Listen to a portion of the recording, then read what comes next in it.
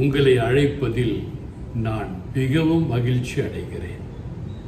இன்று நாம் பார்க்க போகும் தேவ செய்தி, தேவன் உங்களுக்கு ஒரு கொம்பை கொடுக்க இருக்கிறார். அந்த கொம்பை நீங்கள் பிடித்துக் கொள்வீர்களேயாகில் உங்களுக்கு வேண்டிய அனைத்தும் தேவனால் கொடுக்கப்படும். ஆனால் ஒன்றே ஒன்று, அந்த கொம்பு பரிசுத்தமானது. அந்த பரிசுத்தமான கொம்பை உங்கள் கரங்களில் வைத்துக் கொள்ள நீங்கள் பரிசுத்தமாயிருக்க வேண்டும்.